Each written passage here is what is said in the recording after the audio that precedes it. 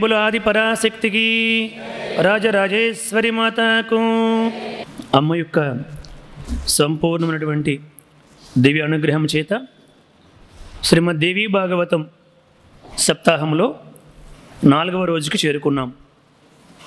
ఆరాధ్య channel స్తోత్ర నిధి వారు మనందరం కూడా అమ్మ యొక్క చరిత్రను విని తరించాలని, అమ్మ యొక్క అనుగ్రహానికి మనందరం కూడా పాత్రలు కావాలని ఎంతో భక్తి శ్రద్ధలతో ఈ కార్యక్రమాన్ని ఏర్పాటు చేశారు.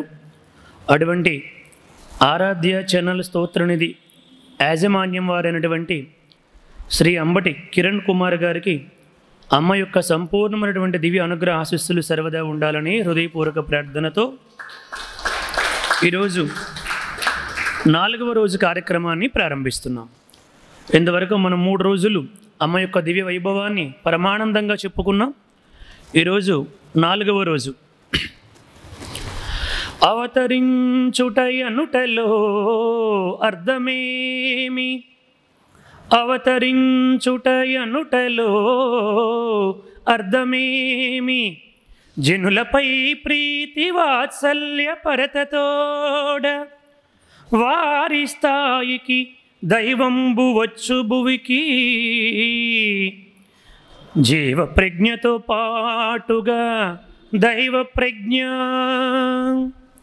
రూపమేలినటువంటి ఆ దివ్య చైతన్య స్వరూపం మనందరికీ భక్తిని, జ్ఞానాన్ని, వైరాగ్యాన్ని, ముక్తిని, భుక్తిని అన్నిటినీ అందించడానికి ఆ జగన్మాత, ఆ సర్వ చైతన్య స్వరూపము ఒక రూపాన్ని ధరించి మనల్నందరినీ ఉద్ధరించడానికి వచ్చినటువంటి అద్భుత అవతారమే జగన్మాత. ఆ జగన్మాత సంకల్పము చేతే త్రిమూర్తులు ముగ్గురు కూడా అమ్మ యొక్క త్రిశక్తులు ఆధారముగా వారి వారి బాధ్యతలను అంటే సృష్టి స్థితి లయాలను నిర్వర్తిస్తూ వచ్చారు.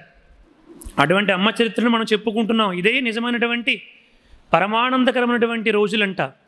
సద్భక్తులందరూ భగవంతుడాయనుచు చెవులు కింపుగా నుతిచేయు దినము, బేదల వెతలన్నీ ప్రీతితో మాన్పి అన్నదమ్ముల మాడికియున్న దినము, దైవచింతన చేయు దాస బృందములకు ప్రీతి మృష్టాన్నము పెట్టు దినము, మహనీయుడెవరైనా మనకడకేతించి చెలిమి భగవత్ కథలు చెప్పు దినము, అట్టి దినము దినము గాని తక్కిన దినములన్నీ తద్దినములే అన్నారండి. చూడండి, సద్భక్తులందరూ భగవంతుడాయనుచు చెవులు కింపుగా నుతిచేయు దినము. సద్భక్తులందరూ కూర్చొని భగవంతుడి గురించి ఇలా గొప్పగా ఆయన దివ్య లీల గుణగణ విశేషణాలను వర్ణించుకున్నటువంటి రోజే నిజమైనటువంటి రోజు.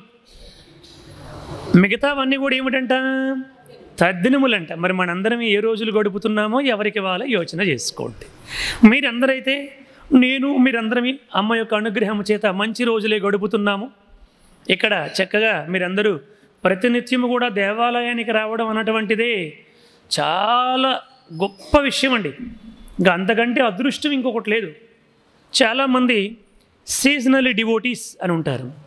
అంటే వాళ్ళు గురువారం మాత్రమే సాయిబాబా వారి దేవాలయానికి వెళ్తారు, సోమవారం మాత్రమే శివాలయానికి వెళ్తారు, శనివారం మాత్రమే సత్యనారాయణ స్వామి వారి దేవాలయానికి లేదా వెంకటేశ్వర స్వామి వారి దేవాలయానికి వెళ్తారు.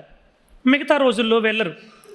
మనకి ఆపద వచ్చినప్పుడు ఈ సత్యనారాయణ స్వామి వారి దగ్గరికి ఎవరైనా ఓన్లీ శనివారం మాత్రమే వచ్చినటువంటి సీజనల్ డివోటీస్ ఉంటారు కదా, వారికి ఆపద వచ్చిందనుకోండి, ఆదివారం నాడు ఆపద వచ్చింది, అప్పుడు స్వామి సత్యనారాయణ స్వామి కాపాడు అంటూ ప్రార్థన చేశారు అనుకోండి, ధరలో శ్రీ అన్న వరమందున రత్నగిరినున్న శ్రీ సత్య నారాయణ, ధరలో శ్రీ అన్న వరమందున రత్నగిరినున్న శ్రీ సత్య నారాయణ, నూతన దంపతులు గుడియందున, నూతన దంపతులు గుడియందున, నిదు వ్రతములే చేసిన సుఖముందును,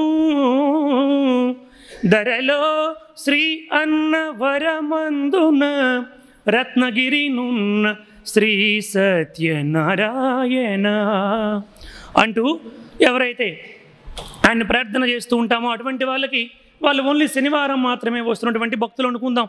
ఇప్పుడు ఆదివారం నాడు ఆపద వచ్చింది, అప్పుడు ఆయన ప్రార్థన చేస్తే సత్యనారాయణ స్వామి అంటారు, సారీ బాబు, నువ్వు శనివారం మాత్రమే నా దగ్గరికి వస్తావు కదా, మరి ఈరోజు ఆదివారం కాబట్టి ఆదివారము, సోమవారము, మంగళవారము, బుధవారము, గురువారము, శుక్రవారము అయిపోయిన తర్వాత శనివారమే నేను నీ దగ్గరికి వచ్చి రక్షిస్తాను అని ఆయన గనుక అంటే మన పని ఏమవుతుందండి? ఆయన అలా అనకపోబట్టి మన తాలూకా వద్దులేండి, మన వ్యవహారం ఎంత అద్భుతంగా ఉంది కదా.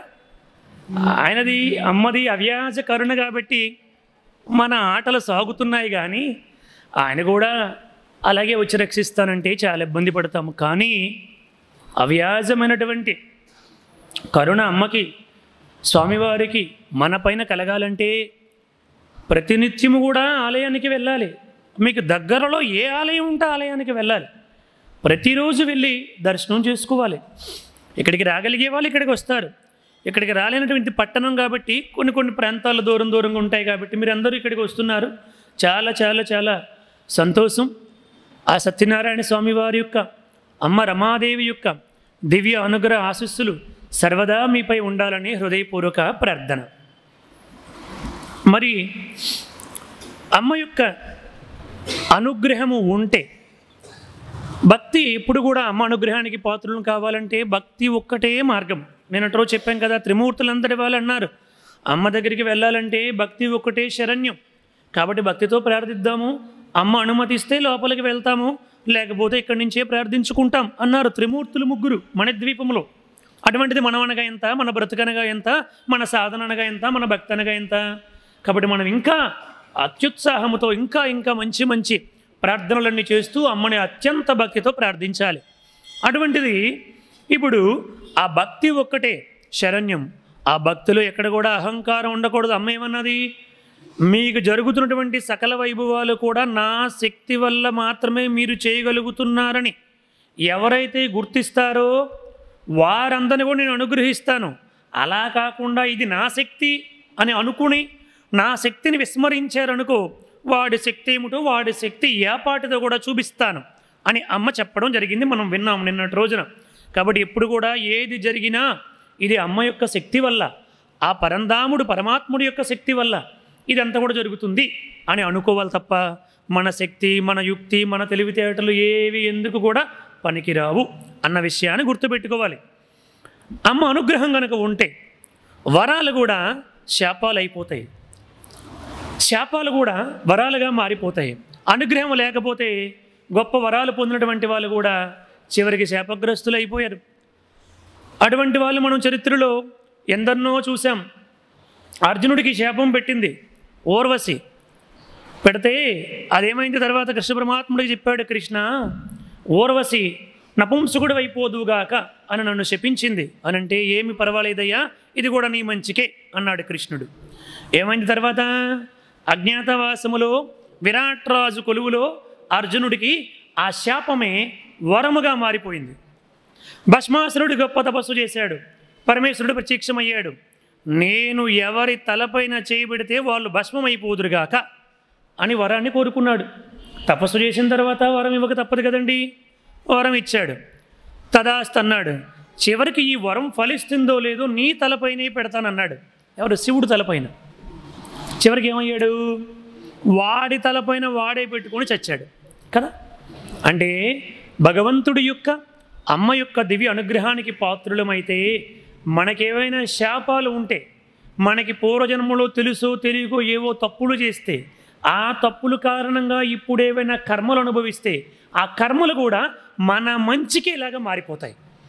ఆ కర్మ తీవ్రత కూడా మనపైన ఎక్కువ ప్రభావం చూపించకుండా మత్తు ఇంజెక్షన్ ఇచ్చి ఆపరేషన్ చేసినప్పుడు అప్పుడు కూడా మనల్ని కోస్తాడు డాక్టర్.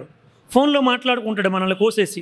ఇక్కడ ఎవరైనా డాక్టర్లు ఉంటే క్షమించండి, ప్రశాంతంగా మాట్లాడుకో అంటే వాళ్ళకి ఏమనిపించదు. ఇది సహజం. ఎందుకంటే మనకి కూడా నొప్పు తెలియదు కాబట్టి వాడు శుభ్రంగా కోసేసి ఏం కూర తెచ్చుకున్నావు మధ్యాహ్నం భోజనానికి అని అన్నీ మాట్లాడుకుంటూ డాక్టర్లు ప్రశాంతంగా ఆపరేషన్ చేసుకుంటుంటారు. వీడికి ఏమి నొప్పి తెలియదు పాపం. అంటే మత్తు ఇచ్చి ఆపరేషన్ చేస్తే మనకి కోసిన నొప్పి ఎలాగైతే తెలియలేదో, అదే మత్తు ఇవ్వకుండా చిన్న దెబ్బ తగిలితే అమ్మో నాయనో అని ఏడుస్తాం కదా మనందరమే. అమ్మ యొక్క అనుగ్రహం మన పైన ఉంటే ఆ మనం అనుభవించినటువంటి దుఃఖాలు, కష్టాలు, బాధలు, శారీరక సమస్యలు, మానసిక సమస్యలు, ఆర్థిక సమస్యలు ఇవి ఏవి కూడా మన పైన తీవ్ర ప్రభావాన్ని చూపించకుండా 100% ప్రభావాన్ని చూపించవలసినటువంటివి 10% ప్రభావంతో తుడిచిపెట్టుకుని పోతాయి. అది అమ్మ యొక్క శక్తి అంటే అని చెప్పారండి. అందుకు భగవంతుడి యొక్క అనుగ్రహానికి మనం పాత్రలు అవ్వాలి. అందుకోసం అని చెప్పి ఆమె అనుగ్రహాన్ని పొందితే శాపము కూడా వరమైపోతుంది. అటువంటి ఒక గొప్ప ఆఖ్యానాన్ని ఇప్పుడు మనం తెలుసుకోబోతున్నాం. ఒకానొకప్పుడు అతిథి కశ్యపులే దేవకీ వసుదేవులుగా జన్మించారని మేము విన్నాం. సూతుడిని శౌనకాది మహామునులు ప్రశ్నించారు.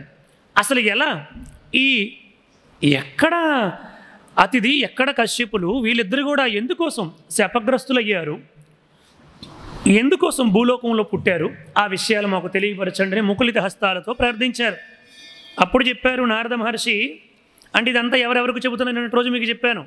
ఇదంతా కూడా ఎవరెవరికి చెప్తున్నారండి? బ్రహ్మదేవుడు నారద మహర్షికి చెప్పారు.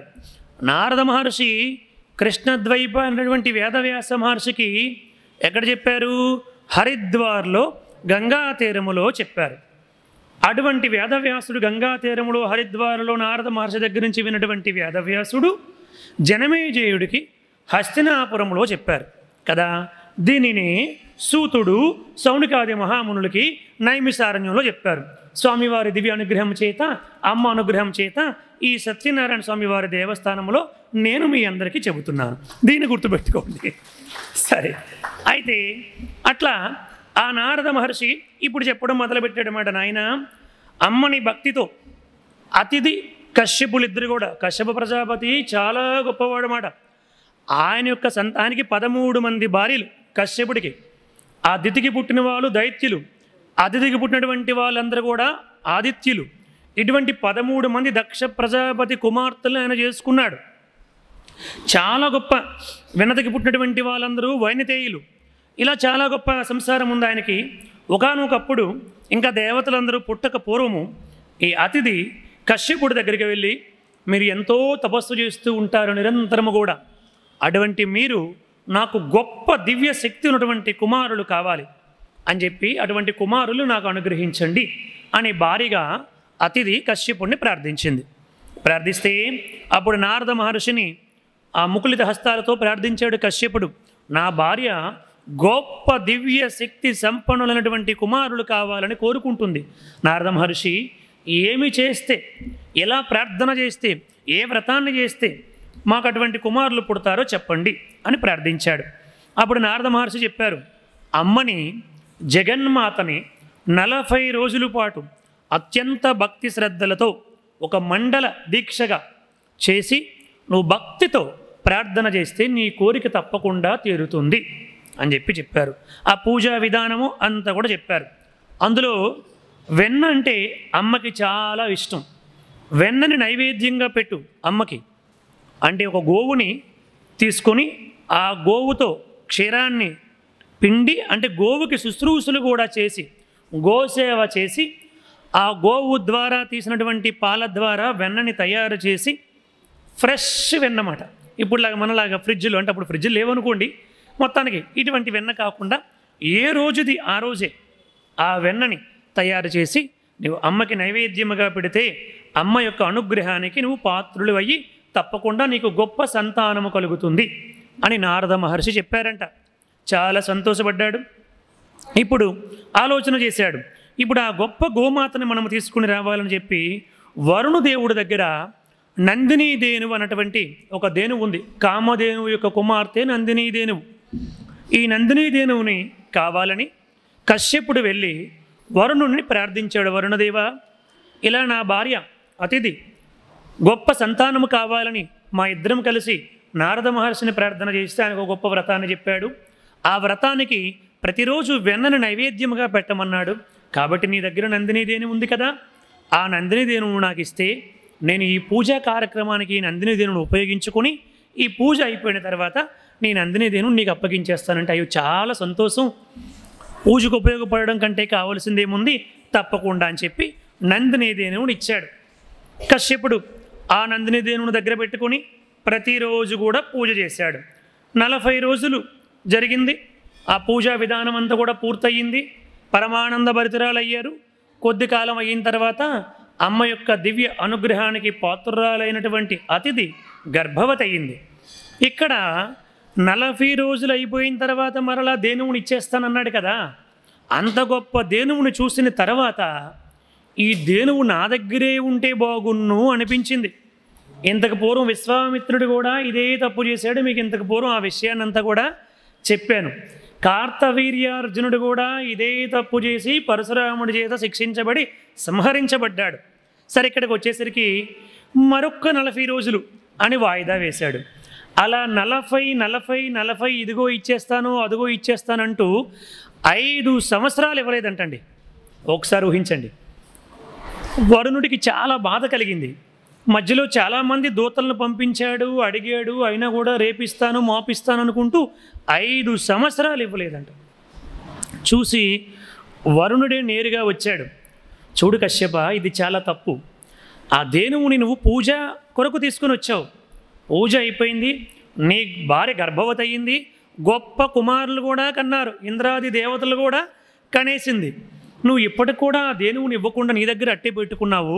ఇది చాలా తప్పు అని చెప్పంటే, నేను ఇవ్వను, ఏం చేసుకుంటావు పో అన్నాడు. వరుణుడికి చాలా బాధ కలిగింది. దాని యొక్క బిడ్డలు తల్లి కోసం చాలా ఏడుస్తున్నాయి. నీకు గో అపహరణ దోషము చుట్టుకుంటుంది అని అనేక విధాలుగా నచ్చజెప్పాడు. అయినప్పటికీ ఆయన వినలేదు. ఏం చేసుకుంటావు పో, నేను ఇవ్వను, ఇది నా దగ్గరే ఉండాలి, ఇది నాకు బాగా నచ్చింది, నాకు బాగా ఇష్టపడింది, నేను ఇవ్వను అన్నాడు. ఇష్టం వేరు, ధర్మం వేరు. నీకు ఇష్టమైతే అది ధర్మమా అధర్మమా ఆలోచించక్కర్లే, కానీ నాకు ఇది ఇష్టం, నేను ఇవ్వను అన్నాడు. అంతే.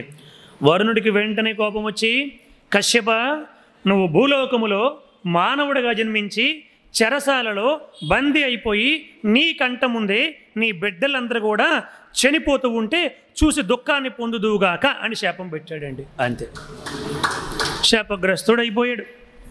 ఆ కారణము చేత అంత గొప్ప కశ్యప ప్రజాపతి చివరికి ఏమయ్యాడు? భూలోకములో మనందరికీ తెలిసినటువంటి వసుదేవుడిగా జన్మించాడు. ఆ శాప కారణముగా, వరుణుడు పెట్టినటువంటి శాప కారణముగా. తర్వాత ఇంకా ఆవిడ ఉంది కదా, అని భార్య ఎవరు? అతిథి. ఆవిడ కూడా ఒక తప్పు చేసింది. అదేమిటంటే, ఒకానొకప్పుడు అంటే ఈ శాపము కూడా వీళ్ళిద్దరికీ వరమైంది. తర్వాత అమ్మ యొక్క అనుగ్రహము చేత శాపము కూడా వరమైంది. అది ఎలా అయిందో మనం కొంచెం ముందుకెళ్ళిన తర్వాత చెప్పుకుందాం. ఇప్పుడు దితి అంటే కశ్యపుడి యొక్క భార్య.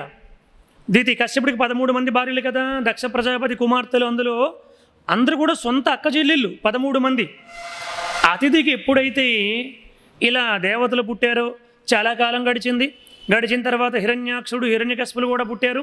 వాళ్ళు కూడా శ్రీమన్నారాయణుడి యొక్క చేతిలో దేహాన్ని విడిచిపెట్టేశారు. ఇదంతా కూడా చూసి దితికి చాలా పుత్రశోకం కలిగి తన భర్త దగ్గరికి వెళ్ళి, నాకు ఇంద్రుణ్ణి జయించే పుత్రులు కావాలి, ఏం చేయమంటావో చెప్పు చేస్తాను, ఏ వ్రతము చేయమంటావో ఏ నోము చేయమంటావో నువ్వు ఏది చెబితే అది చేస్తాను, ఆ ఇంద్రుని జయించే పుత్రులు నాకు కావాలి అని ప్రార్థించింది. అప్పుడు ఆయన అన్నాడు, పైహాపానం అన్నటువంటి ఒక వ్రతాన్ని చెబుతాను, చెయ్యి. ఎక్కువ రోజులు అవసరం, 40 రోజులు మండల దీక్షతో భక్తిగా చెయ్యి, నీకు అమ్మ అనుగ్రహిస్తుంది అని చెప్పాడు. ఆవిడ మహాభక్తితో, ఎందుకంటే ఇప్పుడు లోపల ఎలాగైనా ఇంద్రుణ్ణి జయించాలన్నటువంటి కోరిక ఉంది కదా. మామూలు భక్తుల కంటే కోపంతో చేసే భక్తులు ఇంకా భక్తితో చేస్తారంట. మామూలు భక్తులకి ఒక 40 సార్లు ప్రదక్షిణ చేయి అన్నాం అనుకోండి, వాడు ఒక 3 సార్లు అయిన తర్వాత 40 సార్లు తిరిగితేనే ఉందా ఏమిటి, భక్తితో 21 సార్లు తిరిగితే చాలు అనుకుంటాడంట. మరొక 2 సార్లు తిరిగేసరికి కొంచెం కాలు నొప్పి పుట్టి మనస్ఫూర్తిగా 9 సార్లు తిరిగితే చాలు అనుకుంటాడంట. మరొక 2 సార్లు తిరిగేసరికి వీడికి ఫోన్లు, ఇంట్లో వ్యాపకాలు, ఆఫీసులు, పనులు, వ్యవహారాలు అన్నీ గుర్తొచ్చేసి ముచ్చటగా 3 సార్లు చాలు, అమ్మ అనుగ్రహం నా పైన ఎల్లప్పుడూ ఉండుగాక అని వీడే నిర్ణయం చేసుకొని వెళ్ళిపోతాడు కదా. అదే మీరు ఒక భక్తి తక్కువ ఉన్నటువంటి, ఎప్పుడూ ఆలయంకి పెద్దగా రానటువంటి వాడికి కనుక చెప్పారు అనుకోండి, ఇది నువ్వు ఇలా చేస్తే ఇలా అవుతుందని చెప్తే వాడు తప్పకుండా చేస్తాడండి. మనం చెయ్యం, వాడు మాత్రం ఖచ్చితంగా చేస్తాడు. అలాగా ఈ దితి ఆ లోపల గర్భశోకం ఉంది కదా, ఎలాగైనా సరే నేను అమ్మ అనుగ్రహానికి పాత్రులు కావాలని అత్యంత భక్తితో 40 రోజులు అమ్మని పూజించింది. అప్పుడు తప్పకుండా కశ్యపుడు కొన్ని నియమాలు చెప్పాడు. చూడు, ఈ నియమాలన్నీ కూడా నువ్వు తప్పకుండా పాటించాలి. ఎటువంటి పరిస్థితుల్లో కూడా జుత్తులు విరబూసుకోకూడదు. నేను ఇప్పుడు ఇక్కడ చెప్పడం కూడా భావ్యంగా ఉండదు. జుత్తులు విరబూసుకోకూడదు స్త్రీలు ఎప్పుడు కూడా. తర్వాత మూత్ర విసర్జనకి వెళ్ళేటప్పుడు కాళ్ళు కడుక్కోకుండా లోపలికి రాకూడదు, కాళ్ళు ఖచ్చితంగా కడుక్కోవాలి. తర్వాత తల పెట్టిన వైపు కాళ్ళు పెట్టకూడదు, కాళ్ళు పెట్టిన వైపు తల పెట్టకూడదు. అట్లా ఏది ఎటువైపు పెట్టి పడుకోవాలి అటువైపే పెట్టి పడుకోవాలి. ఇలా అనేక నియమాలన్నీ కూడా చెప్పాడు. ఆ నియమాలన్నీ కూడా తూచా తప్పకుండా పాటిస్తానని చెప్పి 40 రోజులు గొప్ప వ్రతాన్ని చేసింది. కొద్ది కాలం తర్వాత ఆవిడ గర్భాన్ని ధరించింది. ఇప్పుడు ఈ విషయము అతిథికి తెలిసింది. ఓహో, నా చెల్లి నా కుమారుని జయించే పుత్రుల్ని కనాలని చెప్పి గొప్ప తపస్సు చేసింది, గొప్ప వ్రతాన్ని చేసింది, గర్భవతి కూడా అయ్యింది అని చెప్పి ఇంద్రుని పిలిచింది. నాయనా ఇంద్ర, నీకు ఒక మాట చెబుతున్నాను, జాగ్రత్తగా విను. నీ పిన్ని నిన్ను చంపే పుత్రులు పుట్టాలని చెప్పి గొప్ప తపస్సు చేసింది. తత్కారణంగా ఇప్పుడు ఆవిడ గర్భవతి అయ్యింది. ఆ గర్భాన్ని నీవు విచ్ఛిన్నం చేసే, లేకపోతే నిన్ను చంపేవాడు పుడతాడు, ఇంక నీ ఇష్టం, నా మాట విను అని చెప్పి ఇంద్రుడికి చెప్పింది. కన్న తల్లి ఈవిడి కొడుకు మీద ఈవిడికి అభిమానం చెప్పింది. చెప్తే ఇంద్రుడు అన్నాడు, అమ్మ ఎలా చంపమంటావు, ఏమిటి, ఎట్లా, ఏదైనా ఒక ఇది ఉండాలి కదంటే, మీ నాన్న ఆవిడికి కొన్ని నియమాలు చెప్పాడు. ఆ నియమాలలో ఏ నియమం తప్పినా నువ్వు ఆ గర్భములో ఉన్నటువంటి పిండాన్ని చంపేవచ్చు, అది నీకు దోషం కాదు. కాబట్టి ఆ నియమాలు నీకు చెబుతాను వినని ఆ నియమాలన్నీ కూడా చెప్పిందండి. ఓహో, ఈ నియమాలు తప్పినప్పుడు నా పిన్ని గర్భంలో ఉన్నటువంటి పిండాన్ని చంపొచ్చు అనుకున్నాడు ఇంద్రుడు. పిన్ని దగ్గరికి వెళ్ళాడు. పిన్ని, నువ్వు గర్భవతిగా ఉన్నావు కదా, నేను నీకు సేవ చేయాలనుకుంటున్నాను. నీకు సేవ చేస్తే నా తల్లికి సేవ చేసినట్లే, నీ అనుగ్రహానికి పాత్రునైతే నాకు అంతే చాలు అంటూ చాలా ప్రేమగా పిన్నిని నెమ్మదిగా తన బొట్లో వేసుకున్నాడు. ఆ పిన్ని పాపం అమాయకురాలు, ఆవిడ ఆయన బొట్లో పడిపోయింది. ఆ ఇంద్రుడికి సరైన నీలో మార్పు వచ్చిందేమో, చాలా సంతోషము అని చెప్పి సేవ చేయడానికి అనుమతించింది. అలా ఆవిడకి కావాల్సినటువంటి పూజా ద్రవ్యాలు తీసుకొని రావడం, ఆ పూజా ప్రదేశాన్ని అంతా కూడా శుభ్రం చేయడం, ఆవిడకి కావాల్సినటువంటి అన్ని ఏర్పాట్లు కూడా చేయడం, గర్భవతి కదా కాళ్ళు పీకుతూ ఉంటే పాపం కాళ్ళు పట్టడం అన్నీ కూడా చేసేవాడు ఇంద్రుడు. ఇలా 7వ మాసం వచ్చిందంటండి ఆ గర్భవతికి, ఆ పిన్నికి. ఒకరోజు ఆ యొక్క కర్మవాసేస్తూ ఆవిడ మూత్ర విసర్జనకి వెళ్ళి తొందరపాట్లో కాళ్ళు కడుక్కోకుండా వచ్చేసింది. అలా వస్తూ జుత్తులు కూడా విరబూసుకుంది. 3 వేసుకోలే జుత్తులు. ఈ పనిలో పనిగా తల వైపు కాళ్ళు వైపు తల పెట్టుకొని పడుకుంది హాయిగా. ఈవిడ పడుకోగానే అమ్మయ్య, ఇంతకాలానికి నా పిన్ని నాకు దొరికిందిరా అనుకున్నాడు ఇంద్రుడు. అంతే, వెంటనే అంగుష్టమాత్రుడిగా మారిపోయి వజ్రాయుధాన్ని తీసుకొని ఆ గర్భంలో ప్రవేశించాడండి. అంతే, ఆ గర్భస్థు పిండాన్ని 7 ముక్కలుగా ఖండించేశాడండి. అంతే, ఆ 7 ముక్కలుగా ఖండించేస్తే అవెంత గట్టి పిండం అంటే ఆ పిండము అప్పుడు వచ్చిందన్నమాట. ఈ పిండం చాలా గట్టి పిండం అని చెప్పి అప్పుడు వచ్చింది. ఆ 7 ముక్కలు అయిపోయినటువంటి వాళ్ళు 7గురు పిల్లలుగా మారిపోయి ఏడవడం మొదలుపెట్టారు. వీళ్ళేమిట్రా ముక్కలుగా చేసినా కూడా బ్రతికిపోయారు, ఏడుస్తున్నారని చెప్పి మారుదా అంటే ఏడవద్దు అని చెప్పి మళ్ళీ ఆ 7గురిని కూడా ఒక్కొక్క భాగాన్ని 7 భాగాలుగా 7 49 ముక్కలుగా ఖండించేశాడు వజ్రాయుధంతో. టక్కమని ఖండించేశాడు. 49 మంది కూడా ఏడవడం మొదలుపెట్టారు. కేరమని ఏడవడం మొదలుపెట్టాడు. ఇదేం గొప్ప పిండం రా బాబోయ్ అనుకున్నాడు ఇంద్రుడు. మారుదా ఏడొద్దు అంటున్నారు. అప్పటికి కడుపులో ఏదో గడబడ జరుగుతుంది అని చెప్పి అప్పటికి ఈవిడి తెలివచ్చింది. ఎవరికి? ఈ యొక్క దితికి. ఈవిడ వాళ్ళకంటే గొప్ప పిండం ఈవిడి. అప్పుడు తెలివచ్చింది ఈవిడికి ఇంత లోపల జరిగితే. అప్పుడు ఈవిడ లెగిసిన తర్వాత చూసింది. ఇంద్రుడు బయటకు వచ్చాడు. అమ్మ, నా పిన్ని లెగిసిపోయిందని చెప్పి వచ్చి, పిన్ని నన్ను క్షమించు అనుకుంటూ పిన్ని కాళ్ళు పైన పడిపోయాడు. ఇంద్ర అని దివ్య దృష్టితో చూసి ఏం జరిగిందని చెప్పి చూసి, ఇంద్ర ఇలా చేయడం తప్పు కదా, నా గర్భస్థ పిండాన్ని ముక్కలు చేస్తావా, ఎంత తప్పు చేసావు అని కోపంగా మాట్లాడితే, పిన్ని నన్ను క్షమించు, రాజు ఎవరైనా అతను కాపాడుకోవడం ధర్మం కదా పిన్ని, నువ్వు తపస్సు చేసినటువంటిది నీ గర్భములో పుట్టిన వాళ్ళ చేతిలో నేను మరణించాలను కదా నువ్వు తపస్సు చేసావు, నన్ను నేను కాపాడుకోవడం తప్పు కాదు కదా పిన్ని. ఏ రాజైనా శత్రువుని బ్రతకనిస్తాడా, శత్రువుని పుట్టనిస్తాడా, అభివృద్ధి కానిస్తాడా? ఇది నా తప్పు కాదు.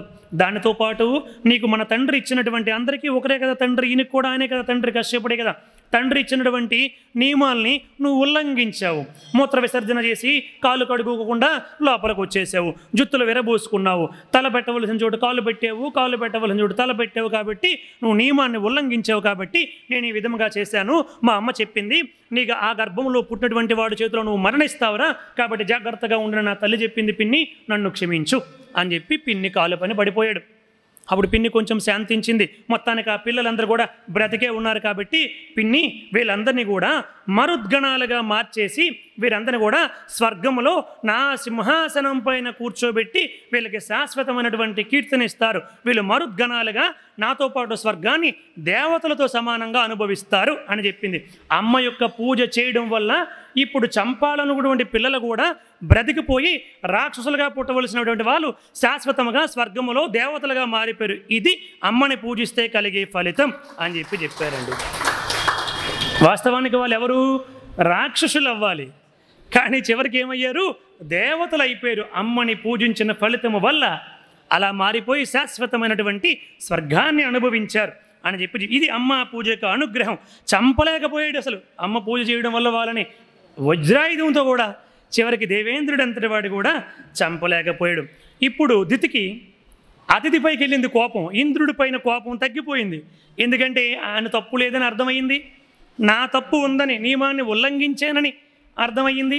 మొత్తానికి నా బిడ్డలకి శాశ్వతమైనటువంటి స్వర్గాన్ని ఇచ్చాడు కాబట్టి ఆయన్ని వదిలేసి అక్క దగ్గరికి వెళ్ళి, అక్క అతిథి, ఇట్లా గర్భములో ఉన్నటువంటి నా బిడ్డల్ని చంపమని నీ కొడుకుతో అవన్నీ కూడా చెప్పి పంపిస్తావా? నీవు కూడా భూలోకములో స్త్రీవై జన్మించి నీ కళ్ళ ముందే నీ 7 బిడ్డలు కూడా చనిపోతే ఆ గర్భస్థ శోకాన్ని జైల్లో ఉండి నిస్సహాయరాలుగా అనుభవించదుగాక అని శాపం పెట్టిందండి. తత్కారణం వల్ల ఇప్పుడు ఆవిడేమైంది? దేవకీదేవిగా జన్మించింది. ఆయన వరుణుడి యొక్క శాపం వల్ల కశ్యపుడు ఏమయ్యాడు? వసుదేవుడు అయ్యాడు. ఇలా అతిథి కశ్యపులు దేవకి వసుదేవులుగా జన్మించారు నాయన. కాకపోతే వీళ్ళిద్దరూ కూడా తప్పు చేసిన దానికి శిక్ష అనుభవించారు. అమ్మ పూజ చేసిన దానికి ఫలితముగా ఏమైంది? తర్వాత ఎంతో పశ్చాత్తాపాన్ని పొందారు, ఎంతో ప్రార్థించారు. తెలుసో తెలియకో మనము తప్పులు చేస్తాం, పశ్చాత్తాపాన్ని మించినటువంటి ప్రాయశ్చిత్తము లేదని చెప్పి అన్నారు. నేను తప్పు చేశాను, నన్ను క్షమించు అని అమ్మ యొక్క పాదాలపైన పడి అనేక విధాలుగా మనం ప్రార్థన చేస్తే అమ్మ హృదయం తప్పకుండా కరుగుతుంది. దానికి ఏదో ఒక ప్రత్యామ్నాయ మార్గాన్ని చూపిస్తుంది. మనలో మార్పు కనుక కలిగితే, అమ్మకి మనం మారేమన్నటువంటి విశ్వాసం కలిగితే మనకి ఏదో ఒక ప్రత్యామ్నాయాన్ని చూపించి మనల్ని అనుగ్రహిస్తుంది అమ్మ. అందుకోసమని చెప్పి ఇప్పుడు వీళ్ళిద్దరికీ కూడా సాక్షాత్తు ఒక పక్క శాపాన్ని అనుభవించారు, మరొక పక్క ఆ పూజకి ఫలితముగా వాళ్ళ గర్భములో 7వ గర్భములో ఎవరు పుట్టారు? బలరాముడు పుట్టాడు. 6 బిడ్డల్ని తన కళ్ళ ముందే ఆ యొక్క గర్భం ఎక్కడ పుట్టించాడు? వాడు జైల్లో పెట్టేసి, కంసుడు జైల్లో బంధింపజేసేసి 6 బిడ్డలను తీసుకొచ్చి నేలకేసి మోది తల్లిదండ్రులు ఇద్దరు కూడా చూస్తూ ఉండగా చంపేశాడు. ఆ శాపం కారణంగా ఈ 6 బిడ్డలు అలా చచ్చిపోయారు. 7వ బిడ్డడు ఏమయ్యాడు? చివరికి ఆ యొక్క యోగమాయని పిలిపించి ఈ బిడ్డని తీసుకుని వెళ్ళి, అది కూడా గర్భస్రావం అయిపోయినట్లే కదా, బాహ్యముగా చూస్తే వాళ్ళకి తెలియదు కదా, గర్భస్రావం అయితే జరిగిపోయింది. ఈ బిడ్డను తీసుకెళ్ళి రోహిణీ గర్భములో ప్రవేశపెట్టని చెప్పంటే ఆ రోహిణీ గర్భములో ప్రవేశపెట్టడం వల్ల ఎవరు పుట్టారు? బలరాముడు పుట్టాడు. తర్వాత ఎవరు పుట్టారు? వీరి యొక్క శాపమే వరంగా మారిపోయి శ్రీకృష్ణ పరమాత్ముడు పుట్టాడన్నమాట. జయబుల శ్రీకృష్ణ పరమాత్మకి. అమ్మ అనుగ్రహము ఉంటే శాపము కూడా ఈ విధముగా వరముగా మారిపోతుంది. శ్రీకృష్ణ మాధవ గోవింద గోపాల.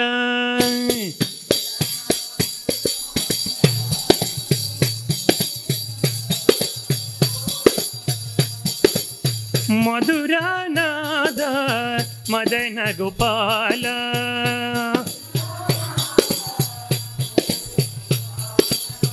మధురానాద మదన గోపాల.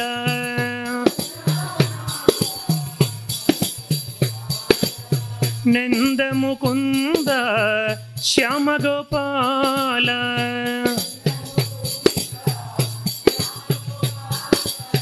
నందముకుంద శ్యామగోపాల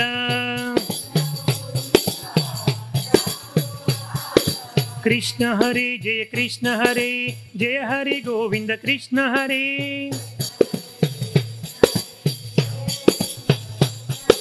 కృష్ణ హరే జయ కృష్ణ హరే జయ హరి గోవింద కృష్ణ హరే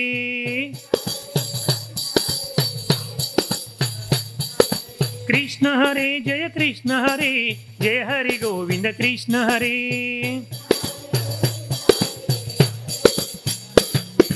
కృష్ణ మాధవ గోవింద గోపాల. అటువంటి శ్రీకృష్ణ పరమాత్ముడే ఆ యొక్క అతిథి కశ్యపులు పుట్టినటువంటి ఆ యొక్క శాపగ్రస్తులై పుట్టినటువంటి వారికి ఆ శాపాన్ని వరంగా మారుస్తూ అమ్మ పూజ చేసినటువంటి కారణముగా వారిద్దరి గర్భములో జన్మించి దేవకి వసుదేవులకి జన్మించి వారికి శాశ్వతమైనటువంటి కీర్తిని తీసుకుని పెట్టి వారందరిని కూడా అనుగ్రహించాడు. జై బోలో శ్రీ రాజరాజేశ్వరి మాతాకు ఆది పరాశక్తికి. Thanks for watching. Please comment, like, share and subscribe our channel.